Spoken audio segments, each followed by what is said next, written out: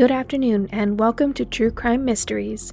If you're new to the channel, hello and welcome, and if you're returning, welcome back. Today, we are discussing 3 more cold cases solved in 2021. And as always, if you could give this video a like and comment with your thoughts down below, that would be much appreciated as it helps the channel to grow. I've also gotten a few messages from people saying that they've noticed they've recently been unsubscribed, so maybe if you have a little check that you're still subbed and hit the little bell icon in hopes that YouTube won't subscribe you from the channel. I also want to draw attention to the second channel. I've been putting in some content over there and I would love it if you went over and said hi and let me know what you want to see. The link is in the description, but without further ado, let's get into it. But first, I want to let you know that this video is sponsored by Skillshare. Number 1. Patricia Moreno. In 1991, Patricia Moreno, or Tricia as her friends and family knew her, was 17 years old, living with her foster family in Malden, Massachusetts. By June, she had been living with her foster mother and 2 foster sisters at their Henry Street apartment for just over 2 months. Then, just after 3 a.m. on June 20th, police responded to a disturbing call from Patricia's foster mother. They arrived at the apartment building and went up to the family's 3rd floor unit. There, they found Patricia on the fire escape, suffering from a gunshot wound to the head.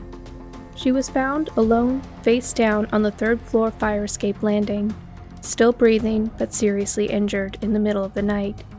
Though she was rushed to the Massachusetts General Hospital immediately, she died approximately 12 hours later.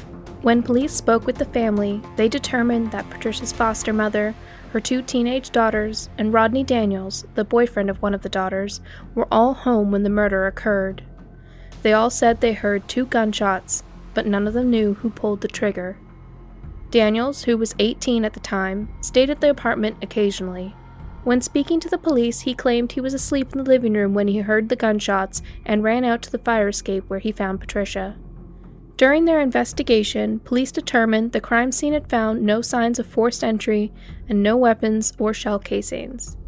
They did, however, discover that Daniels owned multiple handguns.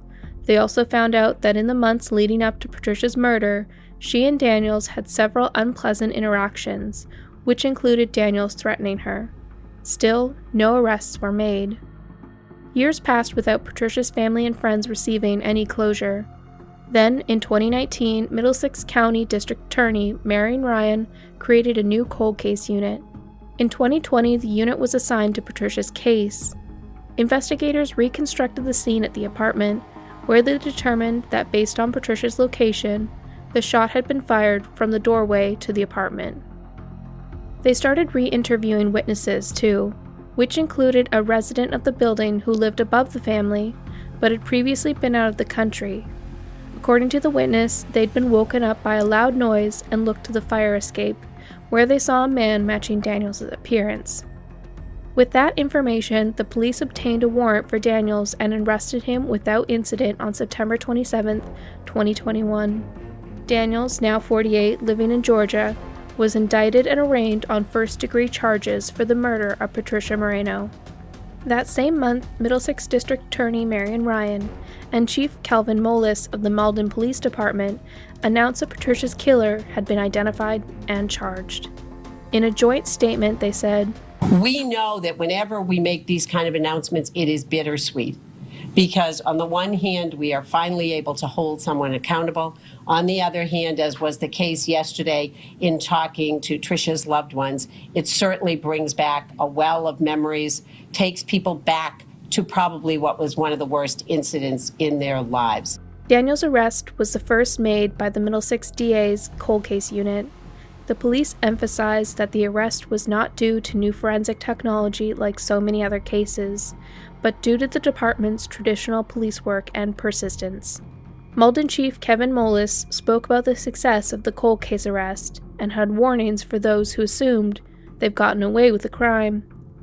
If there's somebody out there who has committed crimes, let the message be told, we don't forget. And now I want to take a moment to talk about our sponsor for this video. I am very excited to partner with Skillshare. You know that sponsorships help make these videos possible, and Skillshare is an online learning community with thousands of inspiring classes for creators.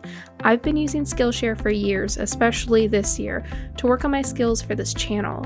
You can learn just about anything you can think of. There are cooking classes, editing, photography, writing, productivity, music, and so much more. I took Ali Abdal's productivity masterclass to help me navigate from an office working environment to working from home. It really helped me nail down some great habits and gave me tools that I'm still using even months after taking the course. But I've also taken classes for recreation. I took a watercolor and acrylic painting class, which were both really fun. I'm certainly not a very skilled artist, but it is a really enjoyable pastime in the evening. The platform is curated specifically for learning, meaning there are no ads, and they're always launching new premium classes so you can stay focused and follow wherever your creativity takes you. Skillshare's entire catalog of classes now offers subtitles in Spanish, French, Portuguese, and Dutch. Members get access to thousands of inspiring classes, hands-on projects, and even feedback from a community of millions. Most classes are under 60 minutes with shorter lessons available to fit into any schedule. Whether you're a dabbler, a pro, a hobbyist, or a master, you're creative. Members get access to thousands of inspiring classes, hands-on projects, and even feedback from a community of millions. Most classes are under 60 minutes with shorter lessons available to fit into any schedule. Discover what you can make with classes for every skill level. Skillshare is offering a free 1-month trial for new users to the first 1,000 people who join using my link. Click the link in the description below or visit Skillshare.com. Thank you so much, Skillshare.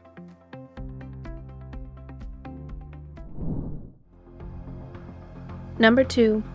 Lliana Gay Adank, Eric Shawn Goldstand.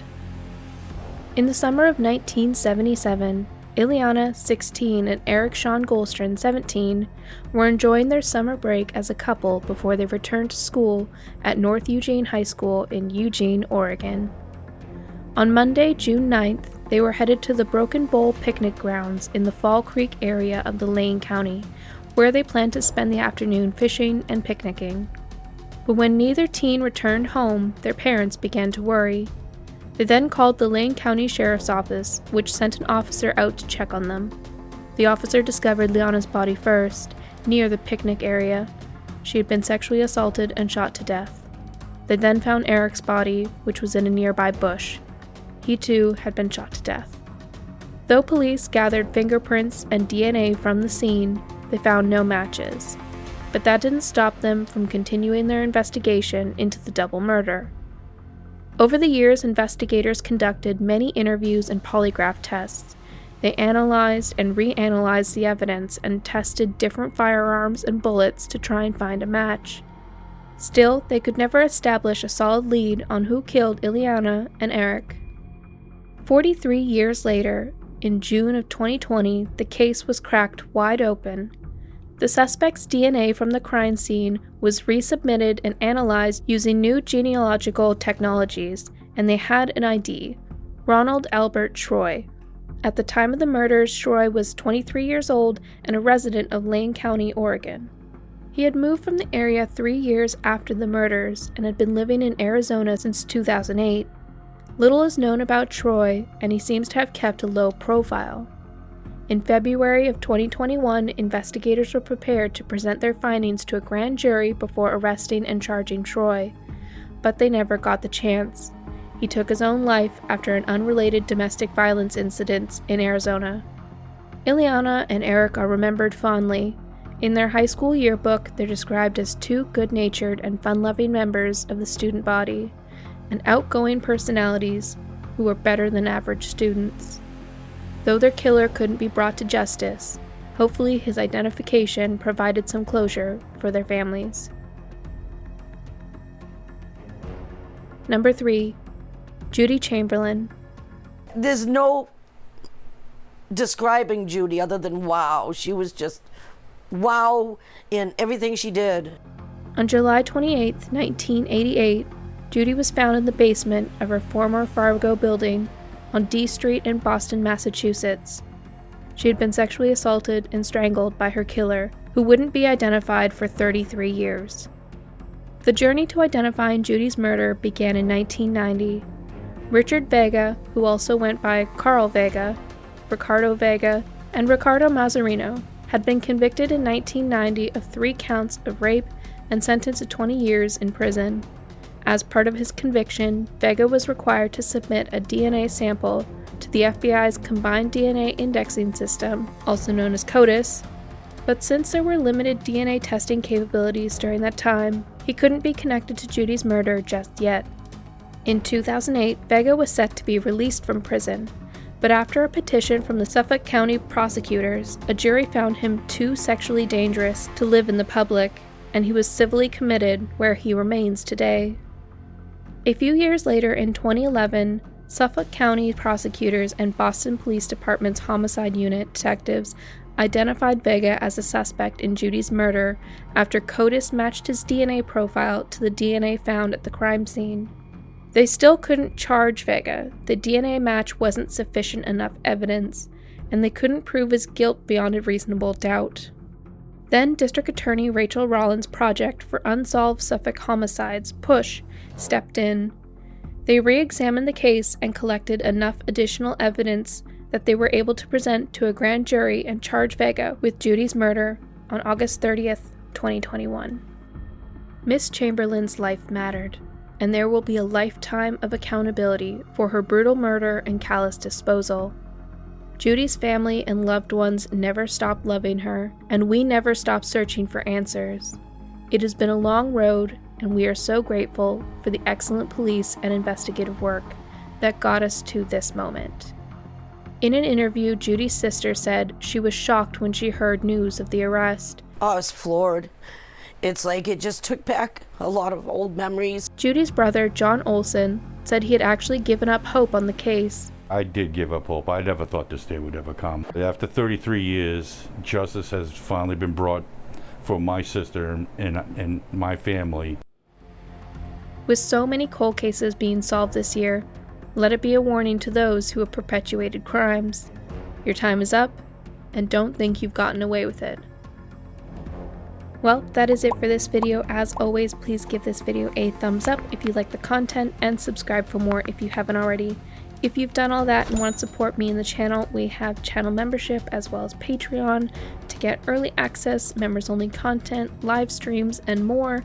We also have merch and other goodies in the description box, as well as links to all my socials. But until then, I will see you all in the next one. Bye for now.